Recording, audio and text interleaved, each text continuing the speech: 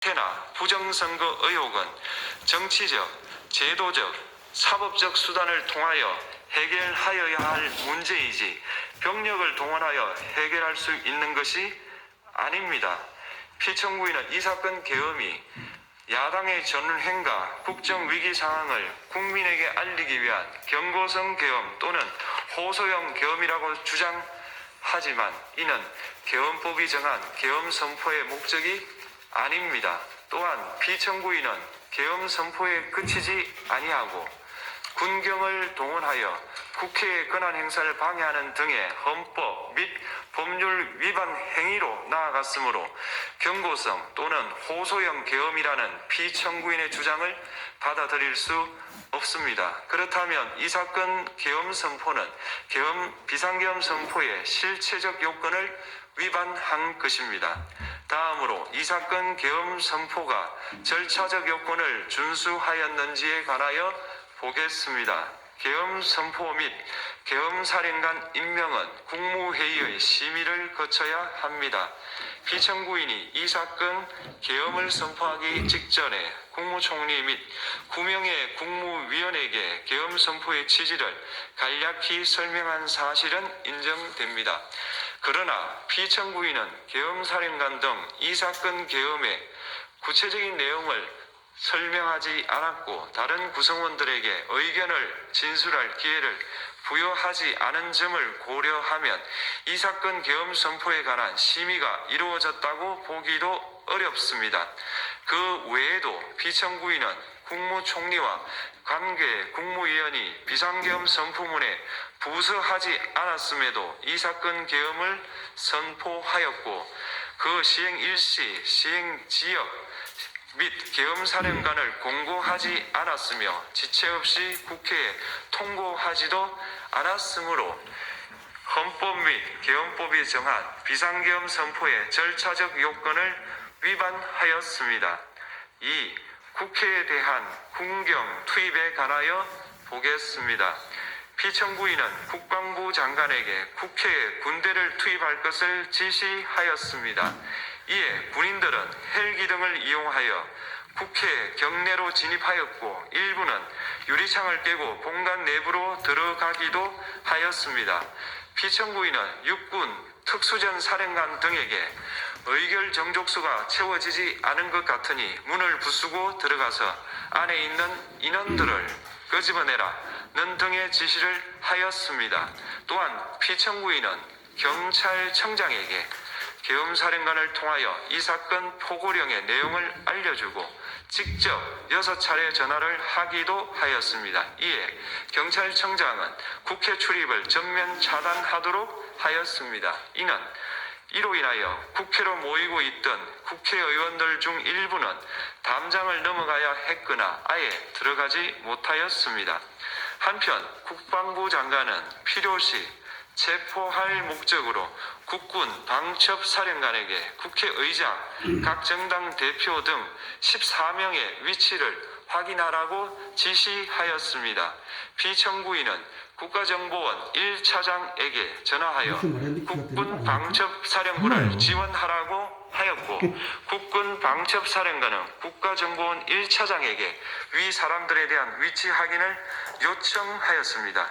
이와 같이 피청구인은 군경을 투입하여 국회의원의 국회 출입을 통제하는 한편 이들을 끌어내라고 지시함으로써 국회의 권한 행사를 방해하였으므로 국회에 계엄 해제 요구권을 부여한 헌법 조항을 위반하였고 국회의원의 심의 표결권, 불체포 특권을 침해하였습니다. 또한 각 정당의 대표 등에 대한 위치 확인 시도에 관여함으로써 정당 활동의 자유를 침해하였습니다. 피청구인은 국회의 권한 행사를 막는 등 정치적 목적으로 병력을 투입함으로써 국가안전보장과 국토방위를 사명으로 하여 나라를 위해 봉사하여 온 군인들이 일반 시민들과 대치하도록 만들었습니다. 이에 피청구인은 국군의 정치적 중립성을 침해하고 헌법에 따른 국군 통수 의무를 위반하였습니다. 3. 이 사건 포고령 발령에 관하여 보겠습니다. 피청구인은 이 사건 포고령을 통하여 국회, 지방의회, 정당의 활동을 금지함으로써 국회에 계엄 해제 요구권을 부여한 헌법조항, 정당 제도를 규정한 헌법조항, 대의민주주의, 권력분리 원칙을 위반하였습니다. 비상계엄 하에서 기본권을 제한하기 위한 요건을 정한 헌법 및 계엄법 조항, 영장주의를 위반하여 국민의 정치적 기본권, 단체 행동권, 직업의 자유를 침해하였습니다. 4. 중앙선관위에 대한 압수수색에 관하여 보겠습니다. 피청구인은 국방부 장관에게 병력을 동원하여 선관위의 전산 시스템을 점검하라고 지시하였습니다. 이에 따라 중앙선관위 청사에 투입된 병력은 출입 통제를 하면서 당직자들의 휴대전화를 압수하고 전산 시스템을 촬영하였습니다. 이는 선관위에 대하여 영장 없이 압수수색을 하도록 하여 영장주의를 위반한 것이자 선관위의 독립성을 침해한 것입니다. 5. 법조인에 대한 위치 확인 시도에 관하여 보겠습니다. 앞서 말씀드린 바와 같이 피청구인은 필요시 체포할 목적으로 행해진 위치 확인 시도에 관여하였는데 그 대상에는 퇴임한 지 얼마 되지 않은 전 대법원장 및 전 대법관도 포함되어 있었습니다. 이는 현직 법관들로 하여금 언제든지 행정부에 의한 체포 대상이 될 수 있다는 압력을 받게 하므로 사법권의 독립을 침해한 것입니다. 지금까지 살펴본 피청구인의 법 위반 행위가 피청구인을 파면할 만큼 중대한 것인지 관하여 보겠습니다. 피청구인은 국회와의 대립사항을 타개할 목적으로 이 사건 계엄을 선포한 후 군경을 투입시켜 국회의 헌법상 권한 행사를 방해함으로써 국민 주권주의 및 민주주의를 부정하고 병력을 투입시켜 중앙선관위를 압수수색하도록 하는 등 헌법이 정한 통치구조를 무시하였으며 이 사건 포고령을 발령함으로써 국민의 기본권을 광범위하게 침해하였습니다. 이러한 행위는 법치국가 원리와 민주국가 원리의 기본 원칙들을 위반한 것으로 그 자체로 헌법 질서를 침해하고 민주공화정의 안정성에 심각한 위해를 끼쳤습니다. 한편 국회가 신속하게 비상계엄 해제 요구를 결의할 수 있었던 것은 시민들의 저항과 군경의 소극적인 임무 수행 덕분이었으므로 이는 피청구인의 법 위반에 대한 중대성 판단에 영향을 미치지 않습니다. 대통령의 권한은 어디까지나 헌법에 의하여 부여받은 것입니다. 피청구인은 가장 신중히 행사되어야 할 권한이 국가 긴급권을 헌법에서 정한 한계를 벗어나 행사하여 대통령으로서의 권한 행사에 대한 불신을 초래하였습니다. 피청구인이 취임한 이래 야당이 주도하고 이례적으로 많은 탄핵 소추로 인하여 여러 고위공직자의 권한 행사가 탄핵 심판 중 정지되었습니다.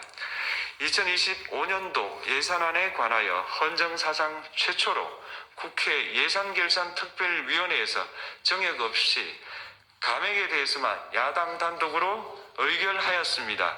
피청구인이 수립한 주요 정책들은 야당의 반대로 시행될 수 없었고 야당은 정부가 반대하는 법률안들을 일방적으로 통과시켜 피청구인의 제2 요구와 국회의 법률안 의결이 반복되기도 하였습니다. 그 과정에서 피청구인은 야당의 전횡으로 국정이 마비되고 국익이 현저히 저해되어 가고 있다고 인식하여 이를 어떻게든 타개하여야만 한다는 막중한 책임감을 느끼게 되었을 것으로 보입니다. 피청구인이 국회의 권한 행사가 권력 남용이라거나 국정 마비를 초래하는 행위라고 판단한 것은 정치적으로 존중되어야 합니다.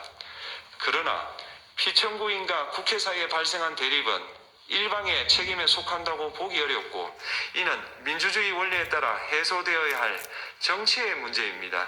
이에 관한 정치적 견해의 표명이나 공적 의사결정은 헌법상 보장되는 민주주의와 조화될 수 있는 범위에서 이루어져야 합니다. 국회는 소수 의견을 존중하고 정부와의 관계에서 관용 그리고 자제를 전제로 대화와 타협을 통하여 결론을 도출하도록 노력하였어야 합니다. 피청구인 역시 국회의 대표인 국회를 협치의 대상으로 존중하였어야 합니다. 그럼에도 불구하고 피청구인은 국회를 배제의 대상으로 삼았는데 이는 민주정치의 전제를 허무는 것으로 민주주의와 조화된다고 보기 어렵습니다. 피청구인은 국회의 권한 행사가 다수의 횡포라고 판단했다 하더라도 헌법이 예정한 자구책을 통해 견제와 균형이 실현될 수 있도록 하였어야 합니다.